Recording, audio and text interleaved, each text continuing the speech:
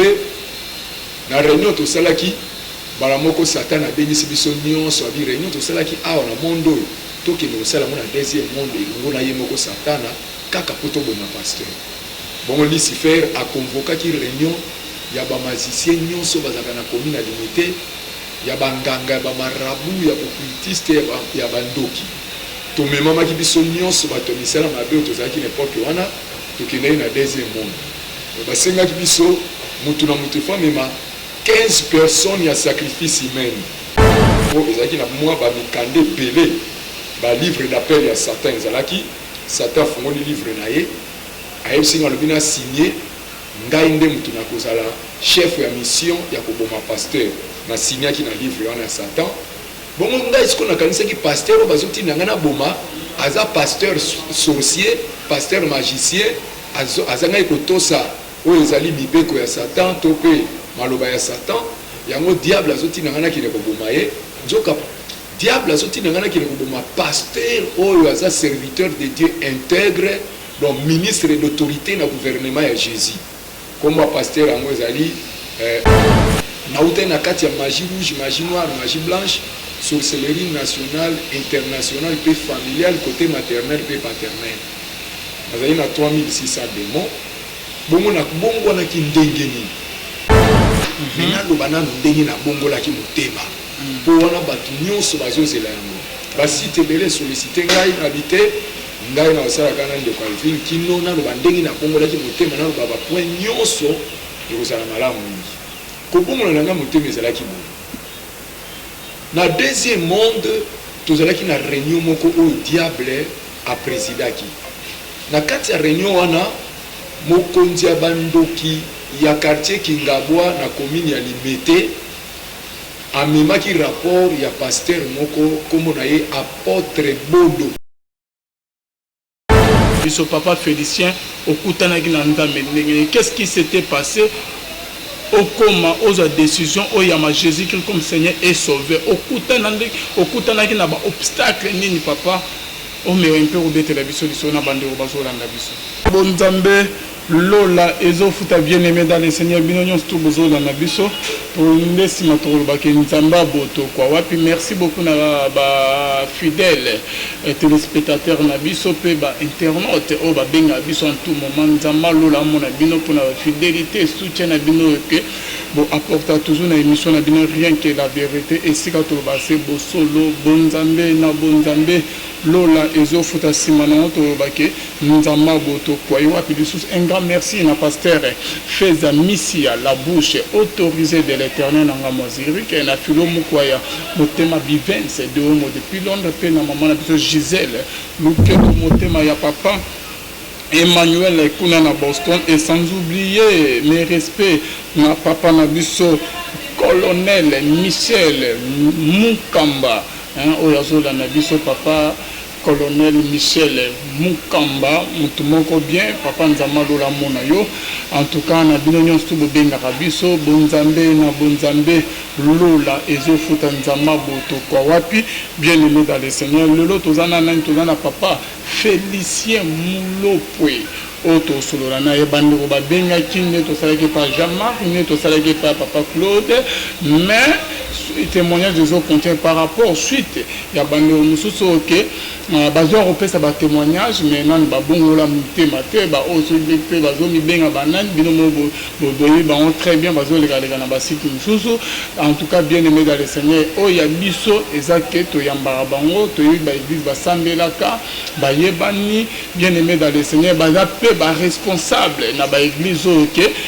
bazalaka bazana ba église ba teyaka ba bongo na vraiment mitema na bango batika nyonso ya mabe baya et par Jésus Christ bien aimé dans le Seigneur suite à ba demande na bino OK bobenga mais témoignage ya papa na biso Félicien Mulopwe et dans moulayi ndeto banana Claude toujours continuer na ye témoignage ya papa Félicien Mulopwe et là vraiment moulayi suite à badema na bino pona ke total c'est bino que papa Félicien aza vraiment ya nzambe alongo na kawana ba yami c'est Jésus comme Seigneur et Sauveur et pas pasteur nani a robeta biso moi lisolo et mbala sima to vonga sima pona ko continuer témoignage na biso bien aimé dans le Seigneur to na papa Félicien Moulopo déjà wana à qui je m'en vais dire shalom l'homme de Dieu et shalom papa bonne santé. Santé malamu na ngolo Yesu Masiya. En tout cas, au maximum voix papa et vous allez bien pour la bande bayo bien. Amen. OK. Na bande bazola na biso papa Félicien bayoka okala balanda okala papa Félicien de lobani nyoko lobana ba onyonstu ba sepela na papa Félicien Moulopo. Parce que si ba mbote biska biso bazwami biska biso bazola na iso pe ki Yesu Kristo ezala na bango biska biso bazali. Nzambe asali na bango. Ok, papa Félicien, maman n'a dit que Moreza a bandé Romso, Bengaki, Bazo Sabare, Miso Bazo, qui va type en babongo, Bamite, ma bien tête, la Banigo, Bakoma, Bakindo, Kinivo, Kindo, Yakimajo, Basimba, donc Bazo distrait, Biso, Bayamana, Bon Jésus Christ, on est juste aveuglement. Bazo dit matin que Nzamako Longola, un sorcier, un grand magicien, Bissika, Azadi, peut à commissaire Nangamune, à Bongoli Motema, peut à Yami, comme Seigneur, peut sauver. N'avez pas comment vous savez papa Félicien n'aningaki que papa Félicien témoignage de Zamboulaye bandero bayebi to sauter na ba moi étape bende to savez pas papa Claude to savez pas Jean-Marc to lingi to yeba papa Félicien na niveau komelaki bandero bazola na biso papa Félicien okutanaki na nzambe qu'est-ce qui s'était passé au coma aux décisions au yama Jésus comme Seigneur et Sauveur okutanaki na ba obstacle nini papa. Merci mingi ndeko Alvin nzamba pambola mingi apambola pe sur site oyo nzambe apambola pe bana na nzambe nyonso baola na biso na poto awa na Afrique surtout awa na kati ya RDC bandeko bana na nzambe ngebisa bino ete likambo nyonso ezalaka ne bande nango pe na suka na yango Bible lobi chaque chose a son temps mbule betaka ekatanaka moto eyindaka ntongo etanaka donc biso mpe bao tosalelaki misala ya kindoki na ya magie ekomaki na ntango moko Yesu ayaki komettre fin na misala oyo tozalaki kosala ya mabe ntango tozalaki bajean destructeur ya Satan nga kobongola nanga motema en tout cas ezalaki vraiment lilombisi ya Nzambe Yesu apredestinaki ngai avant la fondation du monde nautai na kati ya magie rouge, magie noire, magie blanche, sorcellerie nationale, internationale, pe familiale, côté maternel, pe paternel. Nazali na 3600 démons. Bongo na bongo na ki ndengeni. Bien aimé témoignage na mesilité eze belé, on a lobé za ndambu, o petika les belé. Mena lobana ndengi na bongo la ki motema. Po wana batu nyonso bazozela yango. Basi te belé solliciter ngai habiter ngai na osala kana ndeko Alvin kino na loba ndenge na bongolaki motema na loba ba point nyonso ekozala malamu mingi kobongola nanga motema ezalaki bo na deuxième monde tozalaki na réunion moko oyo diable aprésidaki na kati ya réunion wana mokonzi ya bandoki ya quartier Kingabwa na commune ya Limete amemaki rapport ya pasteur moko kombo na ye apôtre Bodo Pambu aza pasteur ya Assemblée de Dieu KDC oba bengi communauté des assemblées de Dieu de la RDC eza monde entier eza pe awa na kati ya RDC balingami pasteur wana autaki ngiringiri commune ya Ngiringiri Nzambe asololi na ye alobi te kende na Kingabwa na commune ya Limete kende ko implanter église ngai Yesu naza na milimo ya bato ebele na kobikisa na Kingabwa wana biso na Kingabwa na commune ya Limete tuza ko envoûter batu ko boma batu ko bebisa ba vie ya batu ko tia ba complication siko Nzambe atindi mosali na ye ote na nzela ya mateya na nzela ya pasteur wana Yesu akangola batu bele pasteur pa yaki abandi baction ya réveil na Kingabwa abandi baction ya réveil mais ayaki ka kokoma na veni ya mokonzi ya bandoki ya Kingabwa bon mikolo pasteur akomelaki ndenge azosala baction ya réveil et bandai ko déranger misala na biso tozalaki kosala ya kindoki tango tozalaki na misala wana na magie ezalaki ko déranger biso tozalaki komona ba mitala kana biso ko beba tozomona ba chaîne kokata na bato mosusu toza kokanga na quartier bamisusu komona baye bayambi Yesu Masia Yesu afungoli bango na mitalaka na biso tozalaki kosala ntango tozalaki bato ya misala wana mara moko tokotaki réunion tolobi pasteur oyo il faut toboma ye mpe topanza église oyo ezala awa na kati ya quartier na biso te bongo tolukaki pasteur wana lolenge nyonso tokomaki kobundisa ye na batake de loin mpe de près tobandaki koluke na marke nyonso tokokaki kozwa ye te o bible elobi oyo Yesu asimbi mobotoli azali te mais oyo Satan asimbi Yesu nde mobotoli tika Yesu abotola yo na maboko ya bandoki ya bademo ya banganga ya bamarabu ya bamazicien mpe abimiso na badetention satanique nyonso balinga mibana na Nzambe na réunion tosalaki bala moko Satan abengisi biso nyonso abi réunion tosalaki awa na mondo oyo tokende kosala ngo na deuxième monde elongo na ye moko Satana kaka po toboma pasteur bongo Lucifer akonvokaki réunion ya bamazicien nyonso bazalaka na commune ya limité ya banganga ya bamarabu ya bokultiste ya bandoki tomemamaki biso nyonso bato misala mabe oyo tozalaki na epoke wana tokendaki na deuxième monde basengaki biso mutu na mutu fo amema 15 personnes ya sacrifice humaine nga lokola nazalaki na mitalaka ya bandoki 50 mitalaka moko ezala okota 45 personnes nazalaki na bato na kanga lokola baprovision oyo bazangaki bomoi ya Nzambe na debiblaki bango nakomisaka bango mibale mpona kindoki tozalaki na bakapasité wana nazwa mosusu natia ye motalaka bandoki natiki ye poso ya pamba ale mobimba na ye natie na prison satanique sikoyo na mokili oyo natiki ye poso ya pamba alors balinga ebana na Nzambe eyaki kosalama ete na deuxième monde ntango tokomaki Lucifer totondaki na kati ya sale moko ya monene baoccultiste banganga na bapaster sorcier mpe bazalaki bapaster occultiste mpe bazalaki oyo bazalaka na kati ya RDC bongo na kati ya réunion na Lucifer ayebisaki biso boye sujet na biso ya lelo ya réunion ezali koacheve paster koboma paster wana mpe kopanza église oyo eza na quartier oyo ezotia biso mal à l'aise tozokoka su koopere misala na biso ya molili bien te bongo Lucifer sikoyo parmi bamazicien basorcier nyonso tozalaki na réunion aponaki ngai Alexis nga liboso alobi botala moto ya bongi mpe akoki kozala chef ya mission ya koboma pasteur bino bokotravaille na baloge bino bamisu bokotravaille na batemple mpe bokotravaille bisika bosalelaka misala na bino kaka po ye aboma pasteur mais ye nde akozwa mission akokende ntina ndako ya pasteur koluka akoka koacheve ye bongo ntango atelemisa ye nga bongo ezalaki na mwa bamikande ebele balivre d'appel ya Satan ezalaki Satan afungoli livre na ye ayebisi nga alobi na signe ngai nde mutu nakozala chef ya mission ya koboma pasteur na signaki na livre wana ya Satan bongo ngai siko nakanisaki pasteur oyo bazotinda ngai na boma aza pasteur sorcier pasteur magicien azangai kotosa oyo ezali mibeko ya Satan to mpe maloba ya Satan yango diable azotinda ngai nakende koboma ye nzoka diable azotinda ngai nakende koboma pasteur oyo aza serviteur de Dieu intègre donc ministre d'autorité na gouvernement ya Jésus kombo pasteur yango ezali apôtre Bodo Pambu Pierre malgré akufa aza décédé que son âme repose en paix balinga mibana na Nzambe eyaki kosalama ete Lucifer ayebisi nga alobi bon soki obomi pasteur wana nakokomisa yo mozwi koleka bazwi nyonso ya mokili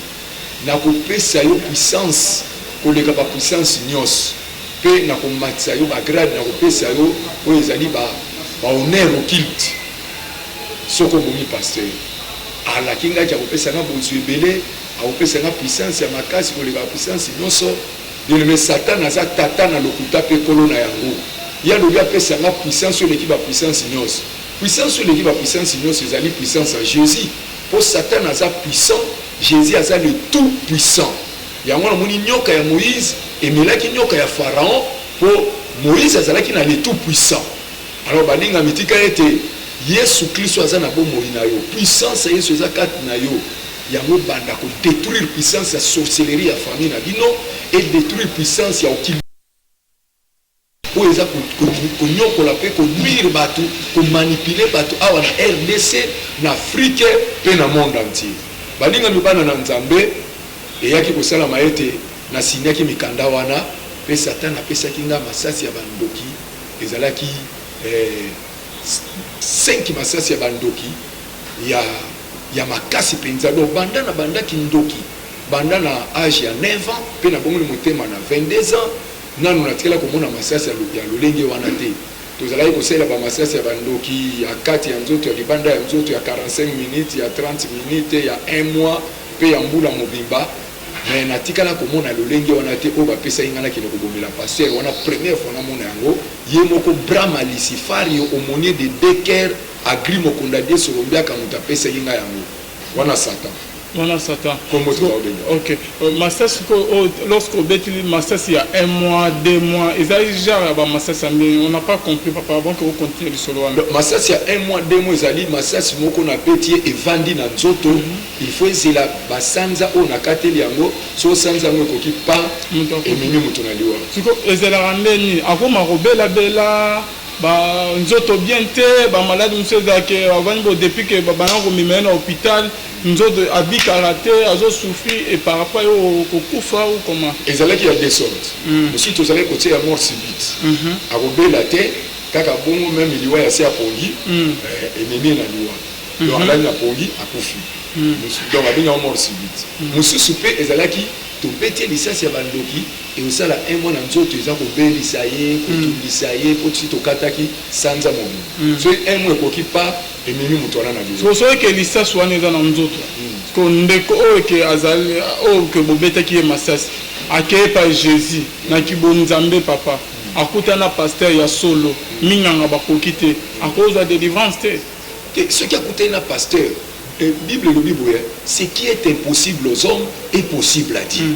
Le coup la union c'est ça possible pas en Nzambe. Donc Nzambe adopta basali na Saint-Esprit sans mesure. Donc ba serviteur de Dieu intègre bazali. Soki afungoli motema na ye ayambi Yesu atiki Yesu akota na centre ya motema na ye a dominer vie na ye a diriger vie na ye.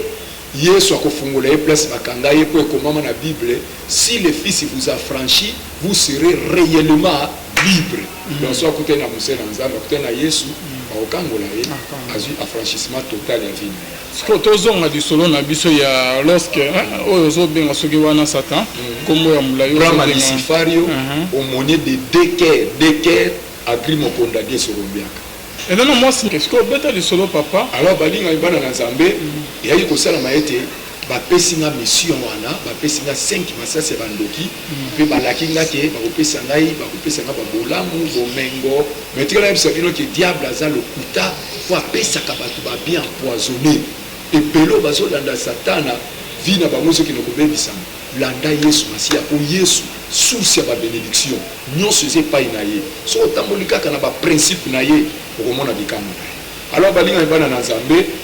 to silisa ki réunion, to sacrifier ki 15 personnes, bongo to yaki kozonga na mokili oyo. Na une semaine ba pesa ki nga pona luka pasteur na bomaye, na yaki na sali ba plan d'attaque. On va pesa déjà masasi. Wana masasi na sala mona maboko.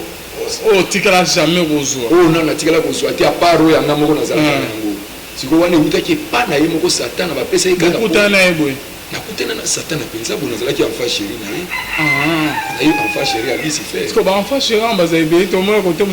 o ya daki bras droit ya Lucifer bazaki belé Lucifer azala ba enfant chéri ebele bato bazaki bomo ya Nzambe baza ba enfant chéri ya Satan en tout cas mais ce qui zalaki ya kindoki ya machi vraiment parce que ba personne mission ba personne na une semaine pour na que oboma pasteur bandeko bazolanda biso bien aimé dans le Seigneur bino oke bozolanda biso partout en tout cas tozokoba na papa Félicien Mulopo esukaki ndenge nini na papa Félicien Mulopo bien aimé dans le Seigneur moi un pas en arrière papa Félicien aloba témoignage neni azwaki kindoki na école alobaki ba makambo ebele neni Satan memaki neni ke bakutana na ba réunion fois meti na ba flat hôtel bien aimé dans le Seigneur azalaki enfant chéri ya Satan bien aimé parce que papa kutana diable a passé mission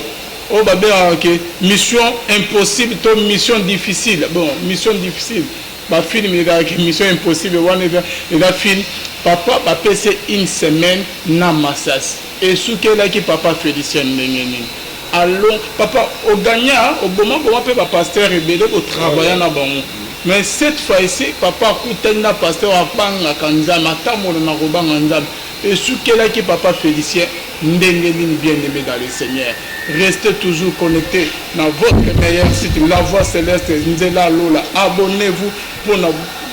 informations en temps réel bien-aimé dans le Seigneur. Bonzambe la bonzambe Lola ezofuta simana entre baki nzamba boy to kwa yiwa te sous. Esukelaki papa Félicien ndenge nini